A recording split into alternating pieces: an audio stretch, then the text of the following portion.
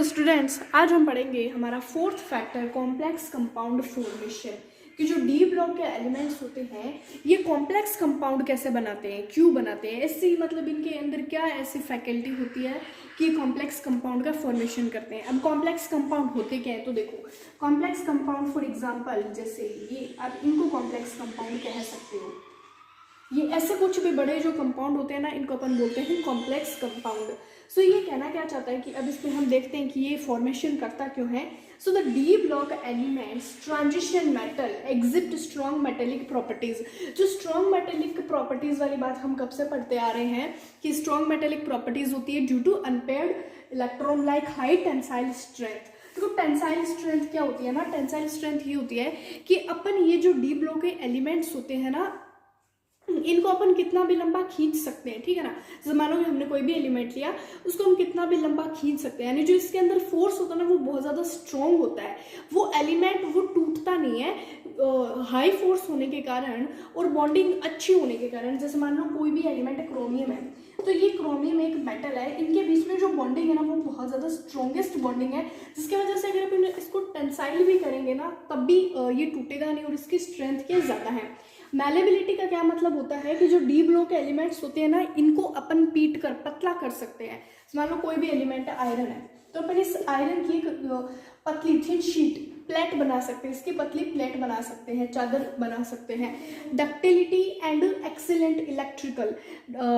Ductility का क्या मतलब होता है कि जैसे इसको अपन क्या कह रहे थे, मैलेबिलिटी मीन्स होता है कि पतला बनाना, डक्टिलिटी मीन्स मैंने क्या बताया था कि जो वायर्स वगैरह भी होते हैं ना उनमें भी डी ब्लॉक एलिमेंट्स का यूज होता है।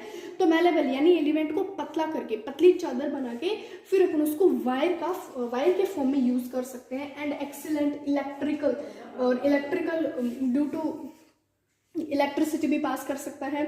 Thermal conductivity due to strong metallic bonding. Thermal conductivity means यानी ये हीट भी रिलीज करता है due to strong metallic bonding.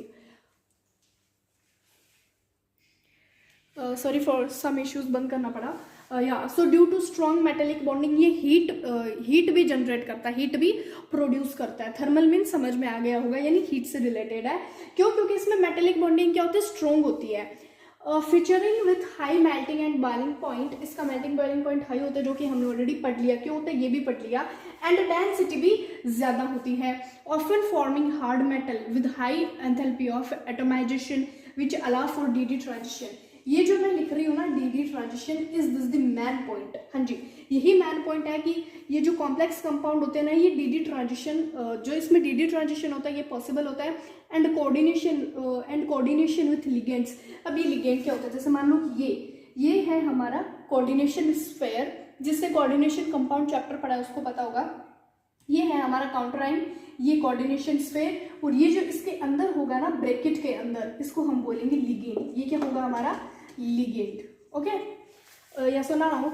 And coordination with ligand small size vacant D orbitals. और इनका साइज क्या होता है, स्मॉल होता है, जिसके कारण ये लिगेंड के साथ अच्छे से बॉन्ड बना पाते हैं। अब लिगेंड के पास के इलेक्ट्रॉन की डेफिशिएंसी है, इलेक्ट्रॉन की डेफिशिएंसी होने के कारण ये इस मेटल आयन के साथ रिएक्ट करेगा, क्योंकि इसका साइज स्मॉल है, बहुत अच्छे से रिएक्ट कर पाएगा, अच्छे से बॉन्ड फॉर्म कर पाएगा, नॉट रिएक्ट, बॉन्ड फॉर्म कर पाएगा और डी ट्रांजिशन पॉसिबल होगा। इसीलिए कॉम्प्लेक्स कंपाउंड का ये फॉर्मेशन कर देता है। या सो यही था हमारा पॉइंट। अब हम नेक्स्ट पॉइंट पे डिस्कस करते हैं। नेक्स्ट हमारा है कलर्ड आयन फॉर्मेशन कि जो डी ब्लॉक एलिमेंट्स होते हैं वो कलर्ड कैसे दिखाते हैं, यानी वो रंगीन कैसे होते हैं, कलरफुल क्यों होते हैं, ऐसी उनके अंदर क्या प्रॉपर्टीज होती है। सो देखते हैं कि form colour due to transition, ये डी ट्रांजिशन। अब कुछ बच्चे सोचेंगे डी ट्रांजिशन क्या होता है। वैसे तो हमारे इस चैप्टर का रिवाइज चल रहा है, ट्रांजिशन वगैरह क्या होते हैं ये पता होना चाहिए, बट मैं फिर भी बताऊंगी। Due to d transition unpaired electron in partially filled d orbitals absorbed specific visible light. ये जो डी ट्रांजिशन होता है ना, इसके ना टू पार्ट्स होते हैं, एक होता है पैरामैग्नेटिक नेचर, एक होता है डाईमैग्नेटिक नेचर। उसकी फर्दर आगे हम डेफिनेशन डिस्कस करेंगे और कुछ फॉर्मूलाज को भी डिस्कस करेंगे। सो पैरामैग्नेटिक नेचर के अंदर अनपेयर्ड इलेक्ट्रॉन होते हैं, डाईमैग्नेटिक के अंदर no unpaired electron. Okay, unpaired electron present नहीं होते, जबकि पैरामैग्नेटिक के अंदर अनपेयर्ड इलेक्ट्रॉन प्रेजेंट होने की वजह से वो क्या करते हैं, विजिबल लाइट को एब्जॉर्ब करते हैं और डी ट्रांजिशन करके कलरफुल हो जाता है, रंगीन हो जाता है। अभी ये डी ट्रांजिशन कैसे शो करते हैं ये भी मैं डायग्राम के थ्रू समझाऊंगी. So visible light wavelength promoting electron to higher energy level and the complementary color is observed include all properties. इससे नेक्स्ट में हम इसकी प्रॉपर्टीज भी फर्दर डिस्कस करेंगे. सो यहाँ तक हमारा हो गया. नेक्स्ट है मिक्स्ड मेटल एलॉय फॉर्मेशन. अब हम बात करते हैं डीडी ट्रांजिशन कैसे होता है. देखो डीडी ट्रांजिशन समझाती हूँ. डीडी ट्रांजिशन कैसे होता है. डी ब्लॉक एलिमेंट के ये 5 होते हैं हमारे ऑर्बिटल्स. ये ऑर्बिटल्स फर्दर कुछ इस तरीके से स्प्लिट हो जाते हैं. ये क्या हो गए, कुछ इस तरीके से स्प्लिट यानी टूट गए, स्प्लिटिंग हो जाती है इन ऑर्बिटल्स की. सो यहाँ पे 3 ऑर्बिटल है और यहाँ पे 2 ऑर्बिटल है. इसको ये हम बोलते हैं डीडी ट्रांजिशन. अब यहाँ से कोई विजिबल रेज आके गिरेगी और ये क्या हो जाएगी, colourful if unpaired electron is present. So next है मिक्स्ड मेटल एलॉय फॉर्मेशन कि जो डी ब्लॉक के एलिमेंट्स होते हैं मिक्स्ड मेटल क्यों बनाते हैं और एलॉय का फॉर्मेशन कैसे करते हैं. देखो कैसे करते हैं. जो डी ब्लॉक के एलिमेंट्स की प्रॉपर्टी होती है वो सिमिलर होती है, साइज सिमिलर होता है, MP and BP melting boiling point same होता है. So due to their similar atomic size same होने के कारण and metallic bonding creating mixture with enhanced properties like hardness, high MP and BP, conductivity. Unlike pure metal, this alloy often exhibit supervised strength like tool and steel, corrosion resistance और specific magnetic catalytic rules. So ये तो हो गया हमारा theoretical portion. अब अगर मैं बात करूँ कि इन एक्चुअल में ये क्यों अलॉय का फॉर्मेशन, मिक्स्ड मेटल का फॉर्मेशन करते हैं. देखो जो डी ब्लॉक एलिमेंट्स होते हैं ना इनकी सेम प्रॉपर्टी होती है. जब हम पीरियड में लेफ्ट टू राइट जाते हैं ना तो इनके जो साइज होते हैं ना वो धीरे धीरे डिक्रीज होने लगते हैं, यानी जो साइज होते हैं ऑलमोस्ट सिमिलर होते हैं, सेम होते हैं. इसके कारण इनके लिए साइज सेम होगा तो मेल्टिंग बॉइलिंग पॉइंट सेम होगा, मेटेलिक बॉन्डिंग सेम होगा एंड जो जितनी भी प्रॉपर्टीज होगी फिजिकल प्रॉपर्टीज वो सेम होगी. सो आप देख सकते हो due to this similar atomic sizes and metallic bonding creating mixture with enhanced properties. So इसके कारण क्या होता है कि ये इसका फॉर्मेशन करते हैं मिक्स्ड मेटल का. और this alloy often exhibit supervise strength like tool and steel. जैसे टूल और स्टील ये सबसे मिलके हमारा एलॉय का फॉर्मेशन होता है. जैसे आयरन को भी क्रोमियम और एक और कुछ एलिमेंट से बनाया जाता है, कोरोजन रेजिस्टेंस और स्पेसिफिक मैग्नेटिक कैटालाइटिक रूल्स. सो ये था हमारा मिक्स्ड मेटल. अब हम नेक्स्ट टॉपिक के बारे में डिस्कस करेंगे. So next point paramagnetic and diamagnetic nature. Show paramagnetic nature. जो मैंने पैरामैग्नेटिक नेचर का क्या बताया था, ड्यू टू अनपेड इलेक्ट्रॉन. जिस एलिमेंट के अंदर अनपेड इलेक्ट्रॉन होंगे वही पैरामैग्नेटिक नेचर शो करेगा, वही विजिबल लाइट को एब्जॉर्ब करेगा और कलर शो करेगा.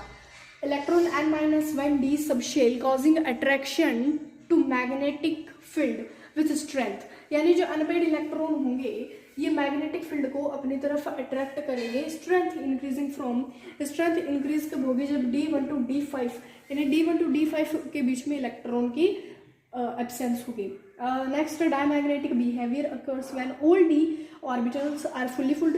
For example D10 such as zinc, cadmium, mercury. ये जैसे आप जिंक का खुद इलेक्ट्रॉन कॉन्फ़िगरेशन लिख के देखो, जिंक आता है 30 नंबर पे. सो हमारा इनर्ट आर्गन अगर हम देखें ये आता है 18 पे 3D10 4s2 18 19 20 और 20 + 10 30. सो देख सकते हो कि पूरा फुली फिल्ड है जिसके कारण डायमैग्नेटिक नेचर शो करेगा. ठीक है जी. और empty D0 leading to repulsion. Paramagnetism increases. Paramagnetic nature increase कैसे होगा, जैसे जैसे number of unpaired electron increase होंगे. For example Mn+2 Fe+3 Ti+3V 3 + 3D2 Cr + 3D3. अब ये मैंने करके दिखाया है. मैंने देखा अगर हम करके देखें फॉर एग्जाम्पल Fe+3 की 1 मिनट. Fe+3 का अगर हम देखें Fe+3 ये कैसे डायमैग्नेटिक नेचर शो करता है. Fe+3 की इसकी ऑक्सीडेशन स्टेट है. Fe आता है 26 पे तो आर्गन 18 3D 4s2 और 3D6. अब हमें 3 इलेक्ट्रॉन को रिमूव करना है तो पहले तो S से जाएगा क्योंकि S क्या होता है D से बाहर होता है. तो जो इलेक्ट्रॉन निकले जो सबसे पहले निकलता है S से, ये बात याद रखना. और एक जाएगा इससे तो 3D5 हो जाएगा. ये क्या है, हाफ फील्ड है. हाफ फील्ड होगा जो ज्यादा स्टेबल होगा. हाफ फील्ड ये क्या होगा, स्टेबल होगा और ट्रांजिशन मेटल कहलाएगा. इसीलिए ये क्या शो करेगा, पैरामैग्नेटिज्म नेचर और बहुत ज़्यादा स्ट्रॉन्ग होगा. Next diamagnetic nature. Zinc copper Cu positive. वरना तो 9 होगा, पॉजिटिव सॉरी जो पॉजिटिव करेंगे तभी 10 होगा, वरना 9 होगा। कैडमियम, मरकरी, ये सब क्या करते हैं, डायमैग्नेटिक नेचर शो करते हैं। अब मैग्नेटिक मोमेंट निकालने का एक फॉर्मूला है। अब कई बार क्या होता है ना कि एग्जामिनर ऐसे क्वेश्चन पूछ लेता है छोटे क्वेश्चन के बेसिस पे, ऊपर वाला मिटा दे रहे हैं। सो मैग्नेटिक मोमेंट mm लिख रही हूँ, mm मैग्नेटिक मोमेंट फाइंड करने का फॉर्मूला है mu is equal √n plus √n। इसकी ऐसा यूनिट होती है bm, बोहर मैग्नेटन, ठीक है, बोहर मैग्नेटन।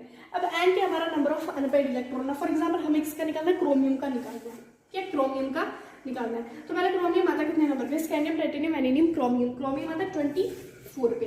तो आर्गन 3d 4s 2 और 3d 4। अगर हम देखेंगे क्रोमियम में अनपेड इलेक्ट्रॉन्स कितने, क्रोमियम में अनपेड इलेक्ट्रॉन है म्यू इज इक्वल, इसको मैग्नेटिक मोमेंट को शो करते हैं म्यू से, अनपेड इलेक्ट्रॉन 6 + 6 2 और √6, ये हो जाएगा 8। जब आप इसको डिवाइड करोगे तो ये आएगा या 48, और 48 का जब आप रूट हटाओगे तो जो आएगा वही हमारा क्रोमियम का क्या हो जाएगा, मैग्नेटिक मोमेंट। एज स्टॉप ये बात क्लियर हुई होगी।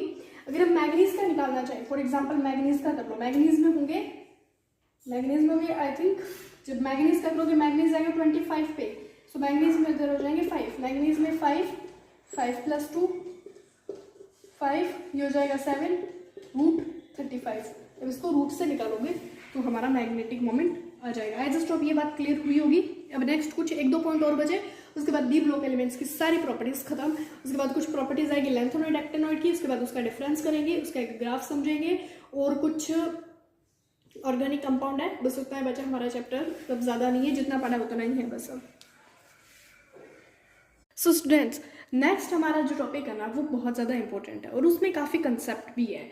सो हमारा है आयोनिक रेडाई, ठीक है। इसका क्या मतलब होता है, पहले हम इसकी डेफिनेशन समझेंगे, फिर इसको डायग्राम के थ्रू समझने की कोशिश करेंगे। सो हमारा ये ionic radii of d block elements generally decreases across a period. देखो सबसे पहले तो मैं एक बात क्लियर कर देती हूँ, पीरियड होता है जब हम लेफ्ट टू राइट जाते हैं, इसको हम बोलते हैं पीरियड, और ग्रुप होता है जब हम अप टू डाउन आते हैं, इसको बोलते हैं ग्रुप। क्योंकि अक्सर बच्चे ना कंफ्यूज होते हैं कि पीरियड क्या होता है और ग्रुप क्या होता है। ग्रुप होता है जब हम अप टू डाउन आते हैं, और पीरियड होता है लेफ्ट टू राइट में। तो यहाँ पे लिखा है कि जो डी ब्लॉक के एलिमेंट्स की आयनिक रेडाई है ना वो डिक्रीज होती है जब हम अक्रॉस, यानी हम जाते हैं पीरियड ड्यू टू पीरियड के थ्रू जाते हैं, ठीक है, I mean left to right जाते हैं। So generally decreases across a period due to increasing nuclear charge. क्यों होता है वो रीजन दिया है, इंक्रीजिंग न्यूक्लियर चार्ज। अब ये न्यूक्लियर चार्ज एक ऐसी टर्म है जिसमें हो सकता है किसी को नहीं पता होगा। तो न्यूक्लियर चार्ज क्या होता है ना, जैसे मान लो मैं डायग्राम के थ्रू समझाने की कोशिश करती हूँ कि ये है हमारा न्यूक्लियस, ठीक है, न्यूक्लियस, और इसके अराउंड इलेक्ट्रॉन रिवॉल्व कर रहे हैं। मान लो ये है हमारे ऑर्बिटल्स और इसके अराउंड इलेक्ट्रॉन रिवॉल्व कर रहे हैं। अब जो इलेक्ट्रॉन सबसे पास में होगा, ये जो पॉजिटिव है ये नेगेटिव, यानी इलेक्ट्रॉन पे चार्ज क्या नेगेटिव, न्यूक्लियस क्या पॉजिटिव, तो पॉजिटिव इलेक्ट्रॉन पे अपना अट्रैक्टिव फोर्स लगेगा। उस अट्रैक्टिव फोर्स को ये क्या बोलते हैं बच्चों, न्यूक्लियर चार्ज बोलते हैं, ठीक है। तो जैसे जैसे ऑर्बिटल्स बढ़ते जाएंगे, वैसे वैसे न्यूक्लियस की जो पावर होगी ना, यानी न्यूक्लियर चार्ज होगा वो कम होता जाएगा, ठीक है। जैसे मान लो कि 5 ऑर्बिट आ गए, 7 आ गए, 6 आ गए, तो ऐसे ऐसे इसके पावर क्या धीरे धीरे कम होती जाएगी। जो सबसे ज्यादा पास में रहेगा उस पर तो सबसे ज्यादा फोर्स लगेगा ही, लेकिन ये जो लास्ट वाला है ना, आउटर मोस्ट शेल, इस पे क्या हो जाएगा, कम हो जाएगा। लेकिन यहाँ पे तो कुछ उल्टा है, यहाँ पे क्या बोल रहा है कि डिक्रीज होता है। डिक्रीज क्यों होता है उसका मैं रीजन बताती हूँ। एक होता है शील्डिंग इफेक्ट, ठीक है, एक होता है शील्डिंग इफेक्ट। इस पर मैंने स्पेसिफिक डेफिनेशन नहीं लिखी क्योंकि इस पर डेफिनेशन कोई नहीं पूछता, आपको मेनली आपके दिमाग में पता होना चाहिए कि एक्चुअली में होता क्या है, ठीक है। सो शील्डिंग इफेक्ट क्या होता है ना, देखिए शील्डिंग इफेक्ट होगा कि अब इस ऑर्बिट में भी इलेक्ट्रॉन है, ध्यान से समझना, इस ऑर्बिट में भी इलेक्ट्रॉन है, इसमें भी इलेक्ट्रॉन है, ठीक है।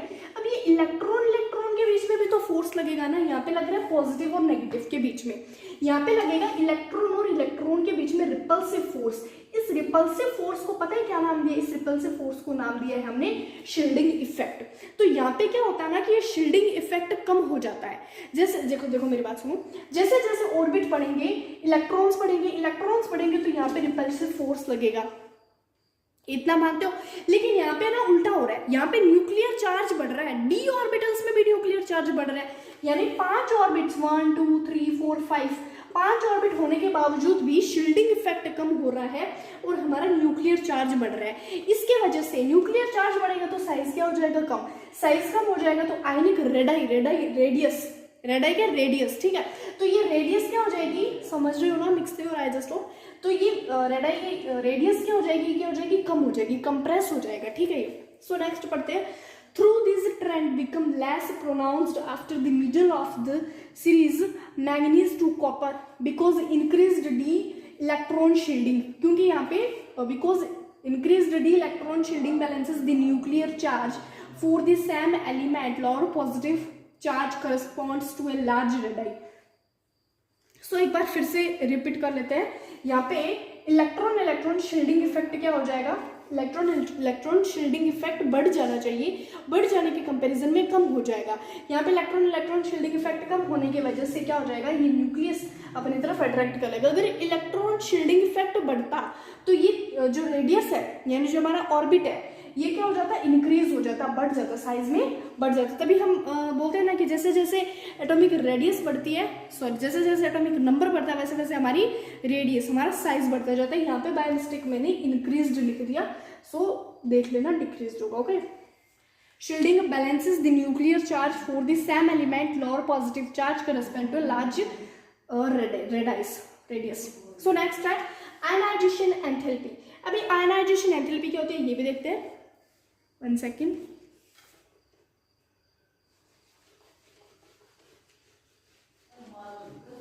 आयनाइजेशन एंथैल्पी का मतलब होगा कि किसी भी पॉजिटिव, जैसे ये न्यूक्लियस है, ये इलेक्ट्रॉन को अपनी तरफ कितना अट्रैक्ट कर पा रहा है, ये हमारी एनर्जी है, एंथैल्पी है। So ionization energy enthalpy of d block elements generally increase ही होगी क्योंकि शील्डिंग इफेक्ट कम होता है तो न्यूक्लियर चार्ज क्या हो जाएगा, एकदम से बढ़ जाएगा, न्यूक्लियर चार्ज बढ़ जाएगा। देखो आयनाइजेशन एंथैल्पी क्या होती है, इलेक्ट्रॉन को अट्रैक्ट करने की एक एनर्जी होती है कि न्यूक्लियस इलेक्ट्रॉन को कितना अट्रैक्ट कर पा रहा है। So increases across a period due to rising nuclear charge and decreasing atomic radii with intermediates between s and p block elements. So as a stop ये बात क्लियर होगी।